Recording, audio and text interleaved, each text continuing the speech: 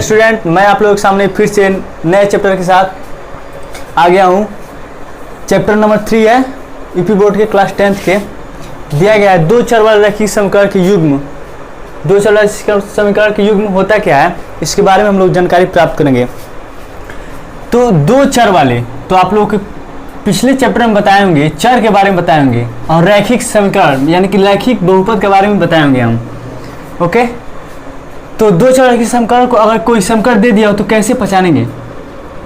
तो पहचानने के सबसे उत्तम उपाय ये है कि मान लीजिए कोई इक्वेशन ये दे दिया x + 2y + 3 = 0, तो इसमें दो चर वाला है, यानी कि दो चर वाला और रैखिक समीकरण युग्म है। तो दो चर इसमें क्या है, एक x चर है और एक y चर है। ओके, तो इस तरह से पहचानेंगे। तो इसका निष्कर्ष क्या है, निष्कर्ष में बता रहे हैं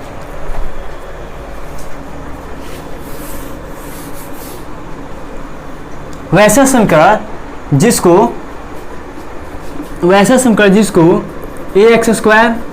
+ bx + c के फॉर्म में लिखा जा सकता है, जिसमें a और b और c तीनों क्या हो, वास्तविक संख्या हो, तीनों वास्तविक संख्याएं हो, वास्तविक संख्याएं हो, जिसमें a और b शून्य न हो।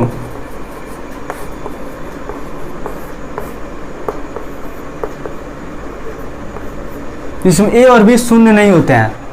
a² + b² ≠ 0, तो इसको इससे डिनोट किया जाता है। इसमें रैखिक समीकरण x y को रैखिक समीकरण के युग्म में प्रदर्शित कर सकते हैं, लिख सकते हैं, जिसमें x और y समीकरण के दोनों पक्षों को बराबर कर देता है। मान अगर रखेंगे तो उसमें समीकरण दोनों x और y के जो वैल्यू होता है, मान होता है, समीकरण दोनों पक्षों को इक्वल करता है। जैसे अगर हम यहाँ एक इक्वेशन ले रहे हैं, जैसे 2x हो गया + 3y = 5, तो इस इक्वेशन को कैसे मानेंगे कि ये रैखिक समीकरण के युग्म है, दो चर वाले रैखिक समीकरण के युग्म है। तो इसमें अगर हम x का मान 1 और y का मान 1 रखते हैं, तो अगर हम इसका मान इसमें रखेंगे तो बराबर के राइट साइड या फिर बाएं साइड जितने भी मतलब मान दिए गए होंगे उसके बराबर होना चाहिए। तो इसमें x और y के मान रखें तो 2 × 1 + 3 × 1 = क्या हो जाएगा, 2 + 3 = 5। इसमें LHS और RHS इक्वल होना चाहिए। अगर मान लीजिए यहाँ पे इस इक्वेशंस में, यहाँ पे लिख दे रहे हैं साइड में, या फिर इसी के नीचे यहाँ पे इसी इक्वेशन को ले रहे हैं, और 2x + 3y = 5 है। अगर x और y के मान बदल कर रखते हैं अलग, अगर x बराबर 1 हो जाएगा, y बराबर अगर 7 हो गया, तो इस क्वेश्चन को मान रखिए, पुट कीजिए इसमें।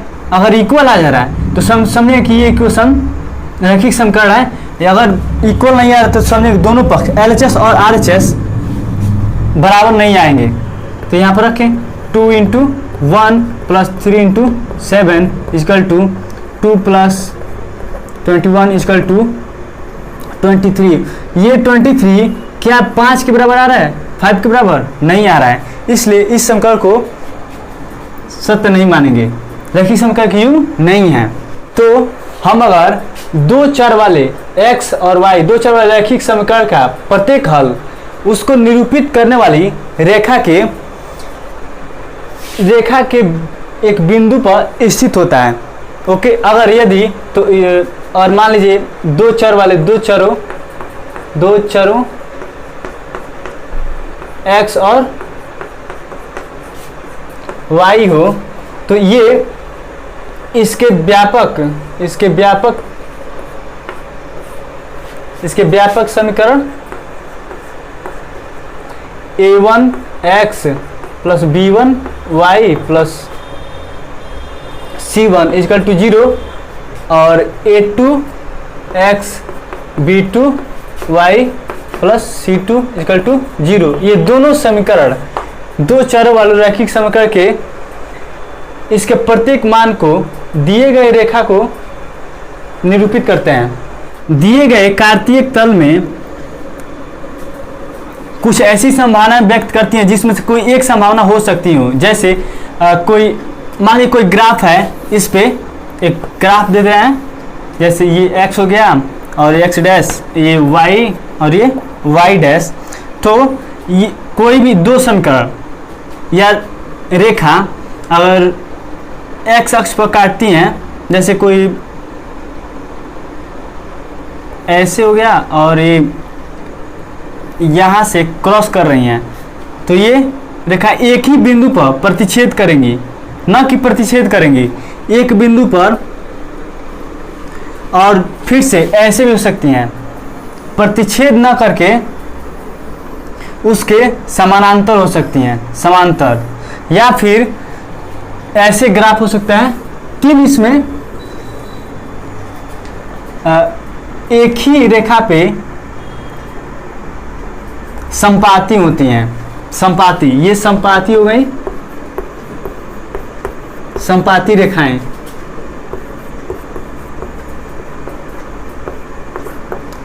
और ये समांतर, और ये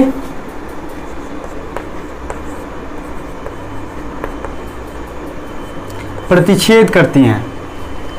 डियर स्टूडेंट, प्रश्न का क्या रहा है कि अगर रोमिला एक स्टेशनरी की दुकान में गई और 9 रुपए में 2 पेंसिल और 3 रबड़ खरीदी। उसकी सहेली सोनाली 18 रुपए में उसी तरह की 4 पेंसिल और 6 रबड़ खरीदी। तो इस स्थिति को बीजगणितीय विधि और ज्यामितीय विधि के रूप में व्यक्त करें। तो इस क्वेश्चन को सॉल्व करेंगे तो हल यहाँ पे लिख रहे हैं, हल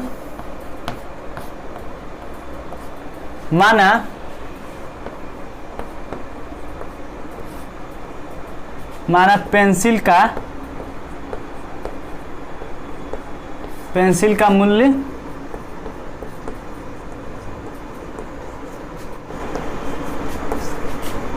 y रुपए है।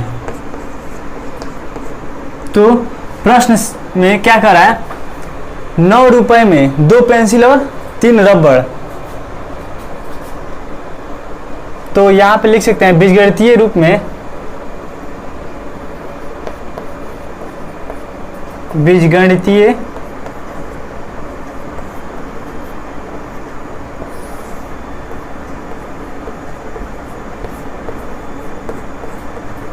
यहाँ प्रश्न से हो जाएगा।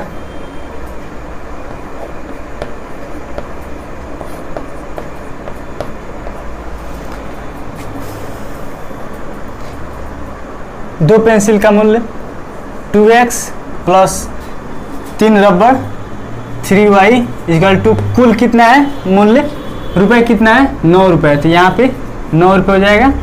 और फिर से सोनाली 18 रुपए में उसी तरह की 4 पेंसिल और 6 रबड़ खरीदी। तो यहाँ पे क्या हो जाएगा, 4x plus 6y equal to 18। तो ये दो इक्वेशन आपको प्राप्त हुए यहाँ पे। तो ये जो है बीजगणितीय फॉर्म में है और आपको फिर से ज्यामितीय फॉर्म में व्यक्त करना है। तो ज्यामितीय फॉर्म में क्या हो जाएगा, ज्यामितीय फॉर्म व्यक्त करने के लिए पहले आपको टेबल बनाने पड़ेंगे। 2 टेबल बनाएंगे आप।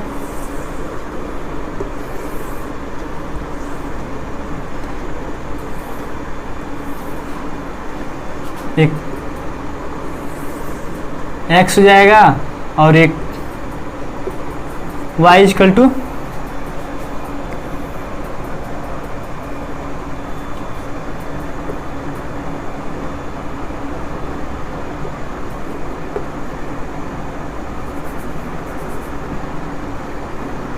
Ninth minus 2x equal to 3।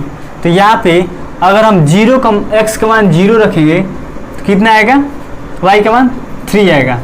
अगर हम जी x का मान 4.2 रखेंगे तो y का मान कितना आएगा यहाँ पे, और तो 2 पे 10, 2 चौका 8, 1 9, क्या हो जाएगा 0।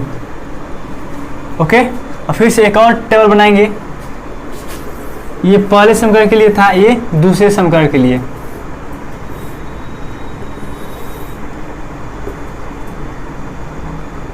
y equal to 18 minus 4x अपन 6 जाएगा। तो x का मान अगर 0 रख रहे हैं तो y का मान 3, अगर x का मान 3 रख रहे हैं तो y का मान 1 आएगा। तो इस टेबल से हमको ग्राफ खींचना है आलेख विधि द्वारा, y एक्सिस और ये x एक्सिस।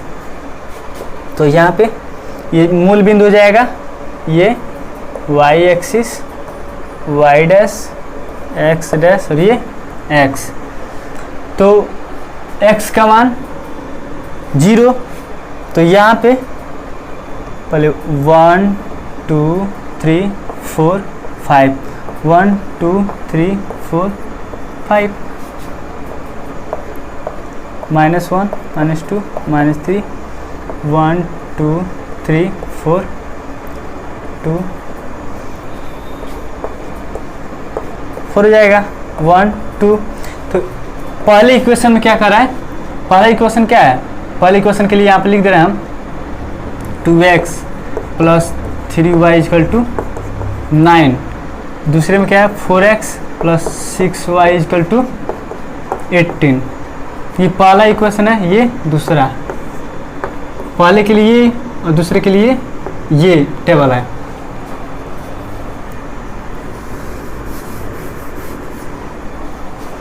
तो हम निर्देशित करेंगे बिंदुओं को, मानों को। यहाँ पे x इक्वल टू 0 है, इसमें x इक्वल टू 0, तो y का मान कितना है 3। प्लस में 3 है, तो यहाँ पे डिनोट कर देंगे।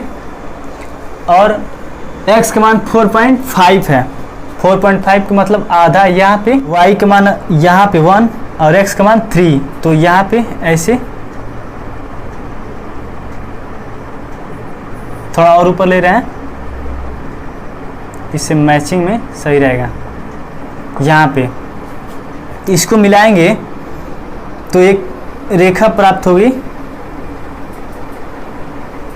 दोनों समीकरण एक दूसरे के समपाती हैं, दोनों एक ही समीकरण पे एक ही रेखा पे प्राप्त हो रहे हैं, तो इस रेखा को समपाती रेखाएं बोलते हैं। तो इसके बिंदु को लिख रहे हैं 0 3, और ये 0.0 हो जाएगा 0.0, और ये 3, 1, ये 4.5 इंटू 0। ये पहली इक्वेशन के लिए, पहली इक्वेशन क्या है 2x plus 3y equal to 9, और ये समीकरण 4x plus 6y equal to 18। तो इस तरह से ये रेखाएं समपाती रेखाएं कहलाती हैं, समपाती रेखा, समपाती रेखाएं। इस तरह से पूछ रहा था बीजगणितीय विधि और ज्यामितीय विधि से व्यक्त करें, तो आपको प्राप्त हुआ ये आंसर है इसका।